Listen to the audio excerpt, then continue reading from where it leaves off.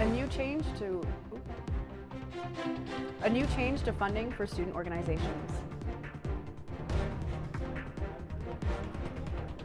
Plus,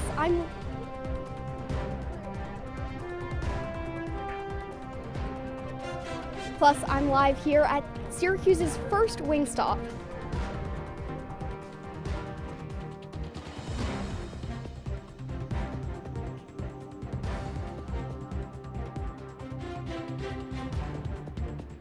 And just as we thought Syracuse's long and stubborn winter was behind us, unfortunately, it did snow again this morning. I'll have more on if these wintry conditions are here to stay in just a few minutes. News Live at 6 starts right now. This is CitrusTV News Live at 6, your campus news leader.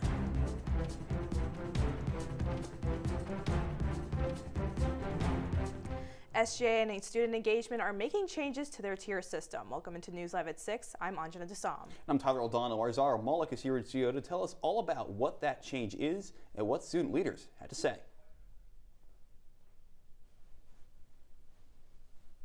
Thanks, guys. This past week, SGA announced a new tier system for RSO funding starting in fall of 2027, which also impacts funds for campus catering. Students in affected organizations say it may be a struggle to transition into a future system. The tier system will now become the white tier, blue tier, and orange tier, ranging from $15,000 to $25,000 and $50,000 in overall budget that a registered student organization can obtain. Amadou Lizaniak is the fiscal agent for the Balkan Student Association, and he shared how the new requirement of campus catering's approval for outside vendors puts him in a difficult position. It already is difficult as is finding places in general in Syracuse to get specific cultural food, and now adding this layer on top of that just makes it much more challenging. This is BSA's first year on campus, to which Amadou shares his thoughts on the changes as a new club. So it does make it a bit difficult for organizations to keep up. Omar Mohammed is the president of the Muslim Student Association, but he shared a different perspective on the new campus catering rule. Campus catering has actually done an excellent job in providing authentic cultural food, and we've tried this with a variety of different cuisines. Despite being in the middle of applying for a new tier change, Omar explained how he's taking the changes one step at a time. I haven't fully understood how the new tier change is, or how the new fiscal codes are going to affect our organization, but I'm working closely with SGA and the finance board to understand more, and I'm hopeful that these changes will be able to help support the students in our organization. Another significant change from the announcement was the creation of, quote, core organizations, end quote, which includes SGA, University Union, SU Ambulance, Greek Council, and Hendricks Chapel Council. These organizations will receive priority funding and have a full-time university employee for their advising. That's all I have for you guys today. Anjana and Tyler, back to you. Zara, thank you. And 7 SU faculty members are awarded grants as recipients of the Study Away Summer Awards. The staffers are receiving $10,000 from the Office of Academic Affairs for research at the university's Study Away locations in New York City, Los Angeles, and Washington, D.C. The staff members come from 4 different schools, including the Maxwell School, the College of Law, the School of Visual and Performing Arts, and Falk College. Well, from now until Wednesday, the School of Art is holding a spring art sale from 10 a.m. to 4 p.m. in the Schaefer Art Building. There, vendors are selling artwork from ceramics, prints, and more. It is an opportunity for artists to show off their art from class and their free time, of course. And for others, it sounds like the perfect opportunity to buy a Mother's Day gift. Allow artists to get their voices out there and have their work being sold and out into the world, and that's what I'm here for. Following the sale on Wednesday, students will be at the ComStar Art Facility from 4 to 6 p.m. for open studios. Well, tomorrow is Syracuse University Micron Day. This includes a full day of celebration of technology, education, and opportunity. Micron and other SU orgs will be bringing a large-scale technology fair and tech expo with interactive, hands-on exhibits. This event was open to all college students, as well as students from grades 7 to 12 from across the region. The event will begin at 9 a.m. at the Ensley Athletic Center.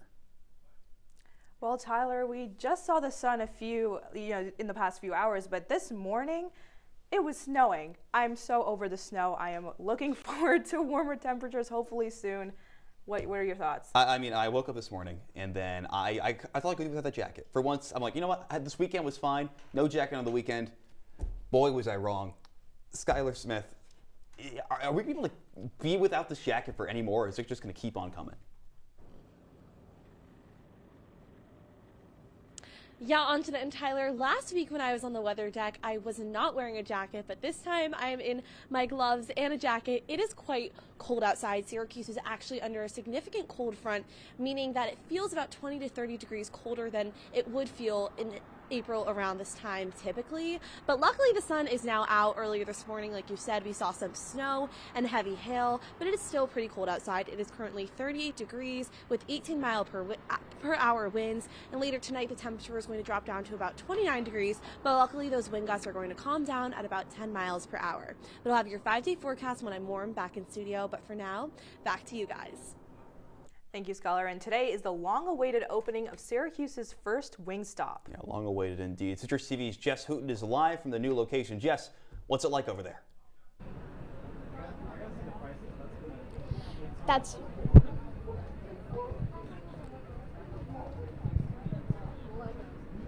And this is the first Wingstop in Syracuse. This comes as part of their expansion into upstate New York. And the line is down the street all the way to Safe Light. And we waited about half an hour to get our food, and it's still cooking. So we'll have that back in studio later. But I'm here with someone who's waiting in line. How long have you been here? I think about like 25, 30 minutes as well, yeah. And have you had Wingstop before? I have Wingstop back at home, but this is the first Wingstop here, as you said. Yeah, and do you think it's worth the wait? Absolutely. I've been checking once a week when this location is going to open, and lo and behold, last Friday, I literally, I saw in golden lights that the Wingstop was opening today. So I just took an exam, and this is my reward for taking the exam. Well, thank you so much. And this opened at 10:30 this morning, and that is the opening hours for the rest of the week. But that's all I have. Anjana, Tyler, back to you.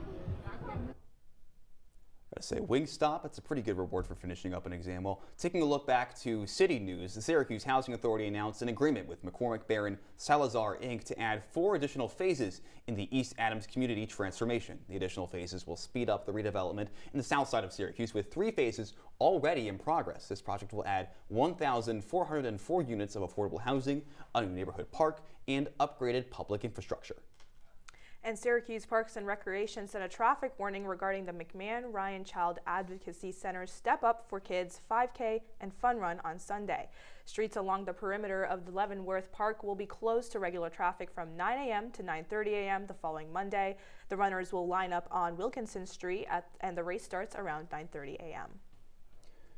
And the Central New York Association of Minority Police is hosting a Memorial Earth Day tree planting ceremony. The ceremony honors fallen Syracuse police officers Wally Jr. and Michael Jensen. Lieutenant Michael Husock of the Syracuse Sheriff's Department, who died alongside Jensen in the line of duty, will also be recognized. 2 trees will be planted and dedicated to the officers. It takes place this Wednesday at 2 p.m. in Foreman Park. And Syracuse police are participating in the No Empty Chair campaign. This is a week-long effort to reduce crashes involving teens. Each day will have a theme, and troopers are focusing on different traffic safety risks each day. Monday is underage drinking and impaired driving. Tuesday is seatbelts and child restraints. Wednesday is cell phone use. Thursday is Operation Safe Stop. And Friday is speeding in school zones. And breaking moments ago, Labor Secretary Lori Chavez-Dramer steps down. Here are the latest ahead. Plus, a shakeup at Apple, the latest to the CEO's office at the tech giant.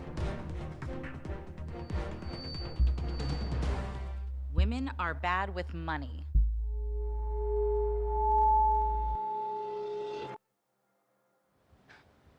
It's what the world's been saying for centuries. But now, we've got something to say. Save it. Save the old-fashioned advice, the empty excuses. It's all worthless, unlike us. To our fellow females, it is time to save ourselves by saving our money. Contributing to our futures, investing in our independence. Until we're no longer 80% more likely than men to live in poverty in retirement. So again, we say to that, save it. The falsehoods, the feelings of fault. Then the funds. Learn how to save for your retirement at wesaysaveit.org. Jason, let's go see your room.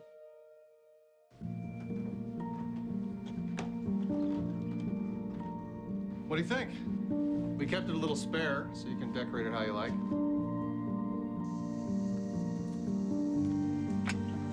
Dinner! Go. Excellent. Soccer is fun. Yeah, I saw you guys out there. We're the family. Yeah! Oh, I thought you were on my team. Wait.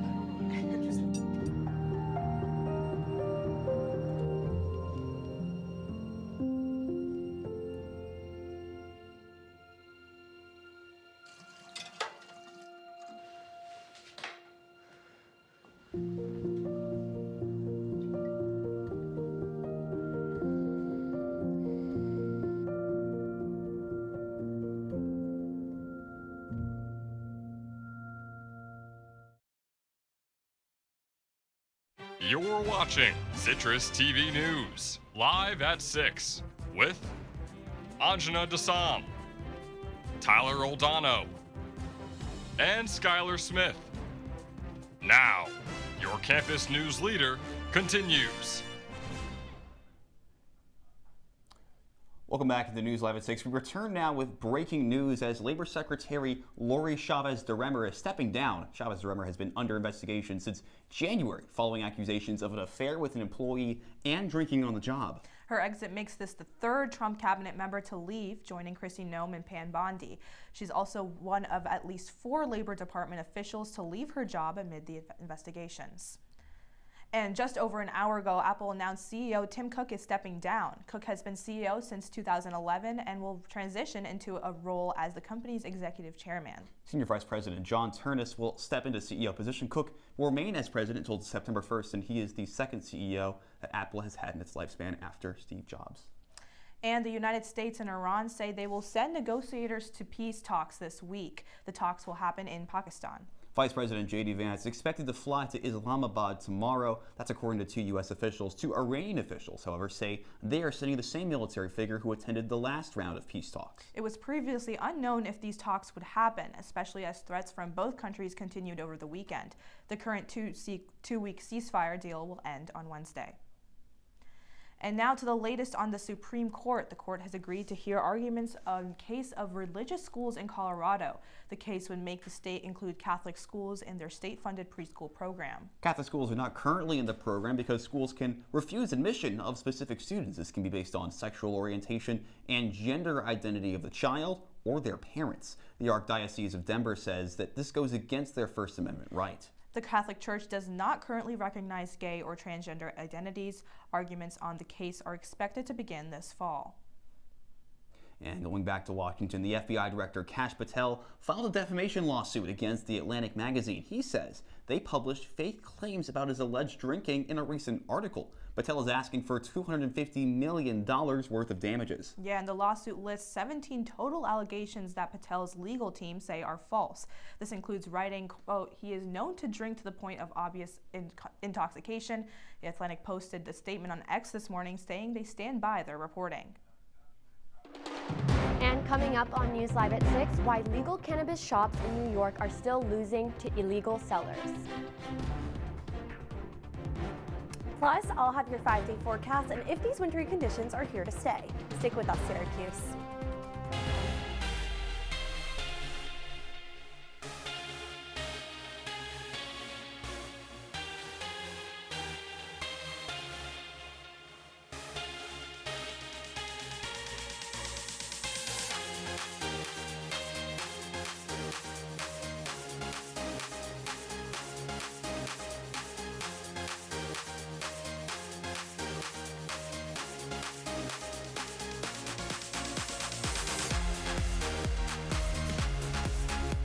Welcome to Live from Studio B.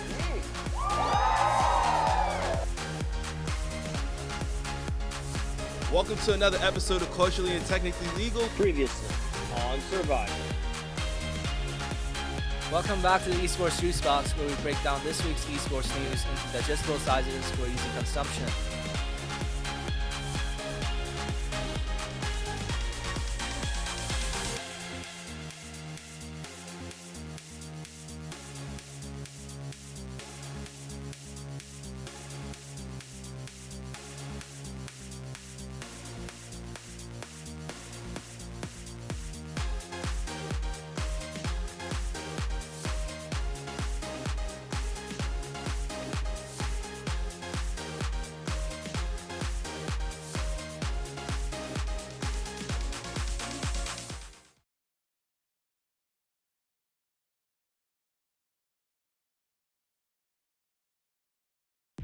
From the CitrusTV Weather Center, this is SU's most accurate weather forecast.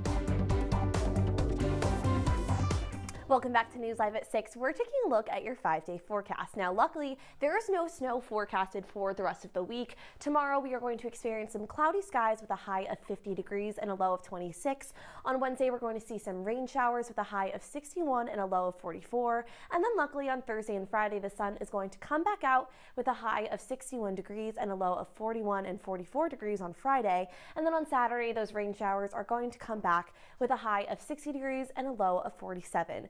And the snow earlier this morning made me wonder when the latest it has snowed here in Syracuse. So I looked at some data from the past 5 years, and in 2025, last year, the last day it snowed was April 16th, so just a few days before right now.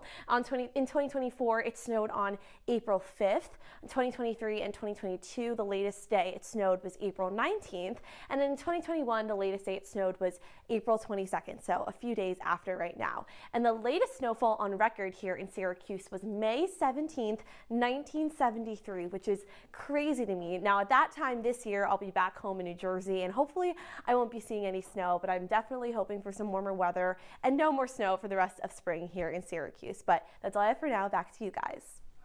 Skylar, thank you. And today is 420, which is the unofficial international holiday for cannabis culture. If you choose to celebrate, AAA is reminding drivers of the dangers of impaired driving. According to the National Institute on Drug Abuse, marijuana is the drug most commonly found in drivers in collisions after alcohol.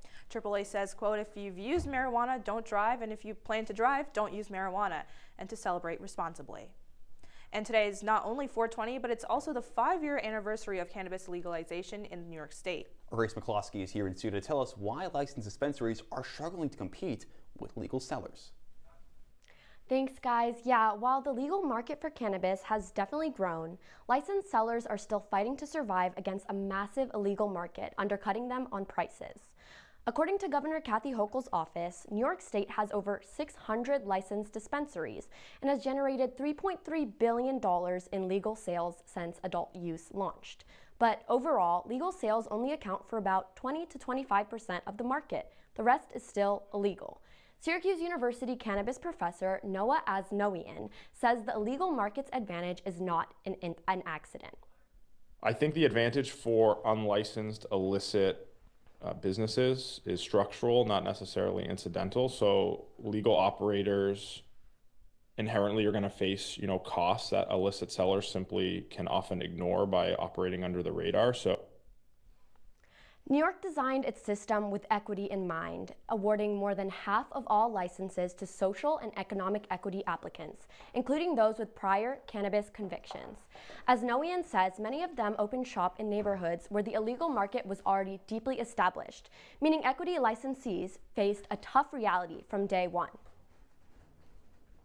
And they were the first to market, but also, the first to potentially bear the cost of compliance and some of just the necessary steps to get the business set up. These were areas where legacy dealers and other kind of illicit businesses were already pretty dense. According to Weed Maps, there are 12 licensed cannabis dispensaries here in Syracuse, but they are competing in a city where illegal sellers don't face the same taxes or compliance costs. 5 years after signing its legalization law, New York's cannabis market is still growing. But for those promised a fair shot, the playing field still isn't level. Back to you guys. Hey, thank you so much, Grace. Coming into Syracuse men's lacrosse's second to last regular season game, Joey Spallina trailed Mike Powell by only 1 point for the program's 307-point record. The senior cement his name in lacrosse history this past weekend. We'll be right back after this.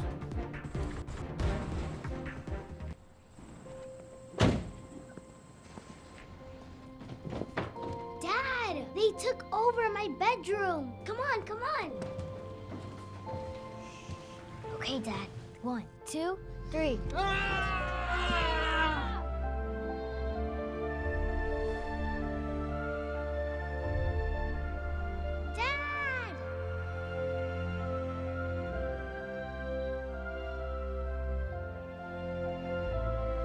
You saved me. Dad? Are you okay? I'm fine, dear.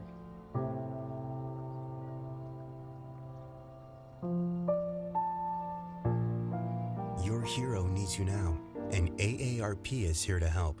Find the care guides you need at aarp.org/caregiving. They call me Maxie, but I prefer tripod. I was your above-average four-legged homie, and then wham, bam, minivan. Some people pity me. Now that's lame. I still run, fetch, and swim. And the ladies love me. I'm the ultimate wingman. Just don't ask me to high five.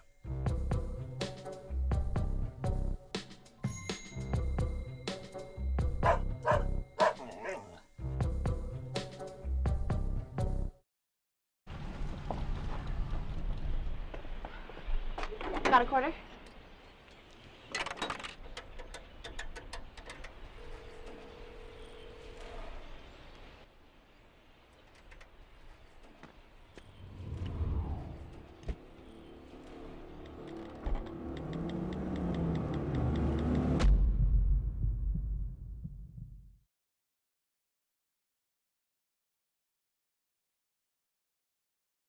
And now, your Citrus TV Sports Report.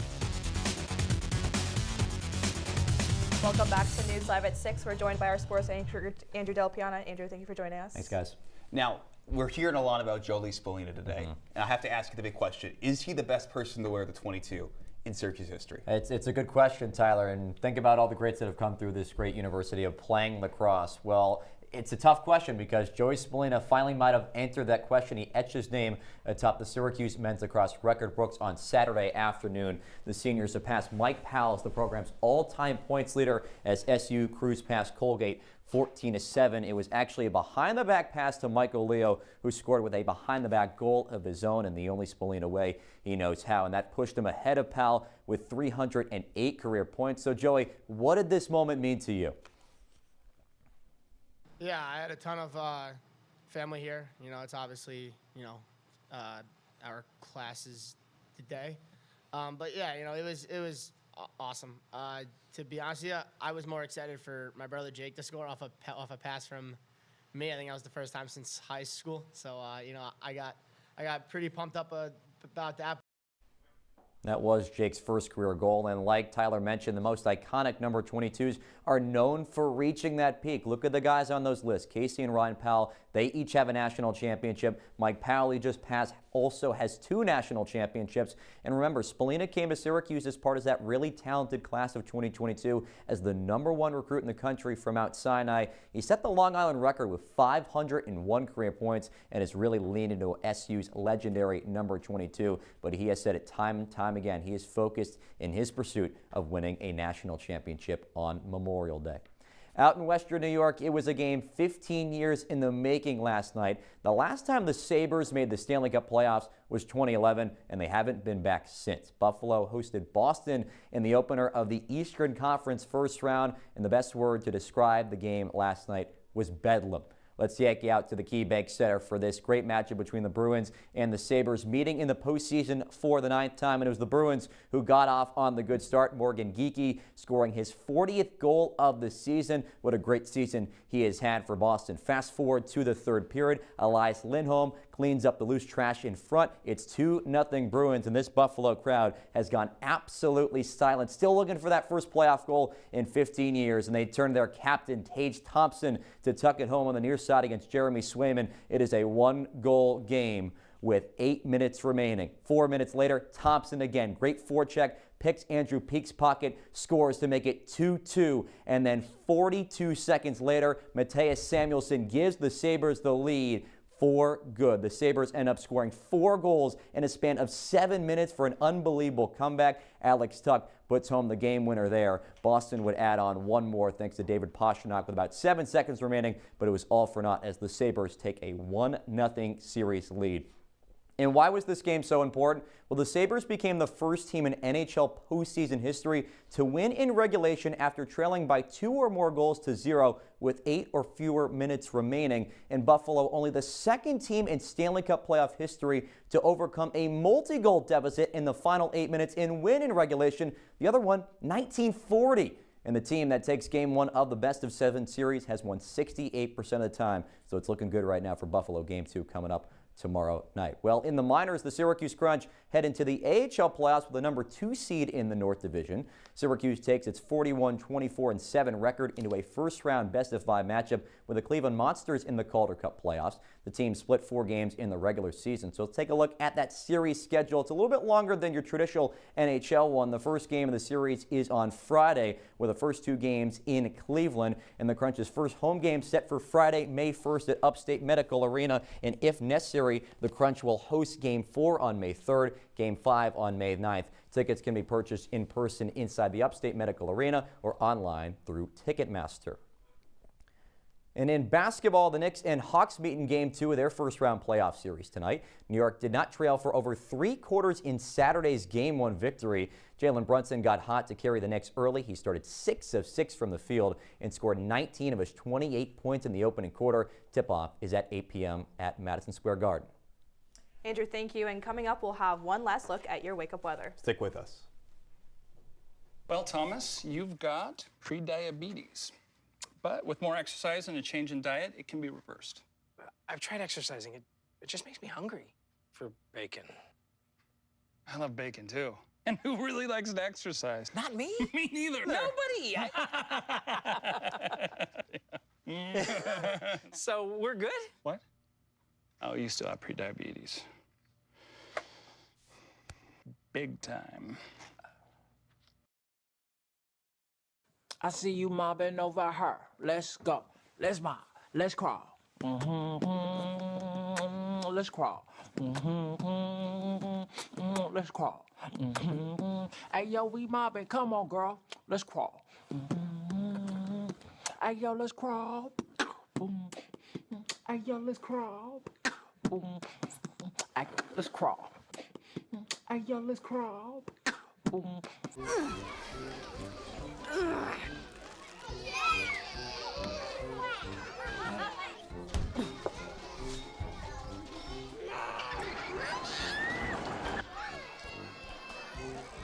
If you love them enough to crawl into a play place to get them to come down,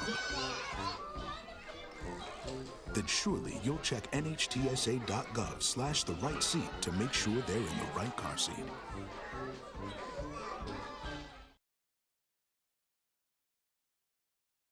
Welcome back to News Live at 6. If you're waking up tomorrow around 9 a.m. for work or school, it is going to be about 36 degrees and cloudy. And while the wind gusts are going to pick up throughout the rest of the day, so is the temperature, but still make sure to bundle up and wear a jacket because it's feeling much colder than it did last week.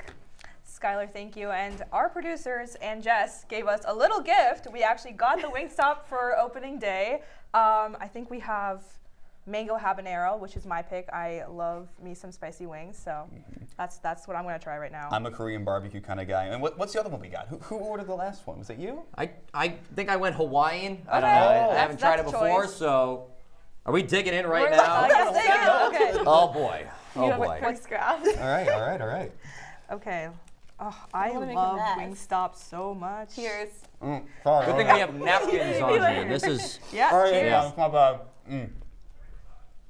Wow. I needed that. That's a good wing. That's a good wing. That's spicy. Oh wow. This is really spicy. Please what does yours taste like? Have your mouth light on fire right now. That'd be really bad. Anybody have milk? No milk. All right, no milk. Sorry. But please go to Wingstop. I love Wingstop. Sorry. You all right there? No, this is really Just spicy. indulge it, delicious. Take it all We'll give her in. some water after Newsletter 6 is, because that's all the time that we have for Newsletter 6 on this Monday. Don't forget, you can follow us on X and Instagram at CitrusTV News. Now for the entire CitrusTV News team, I'm Anjana Dasam. I'm Carl Oldano with a mouthful of wings. Have a great night, That's Syracuse. delicious. Go get yours. I know I will.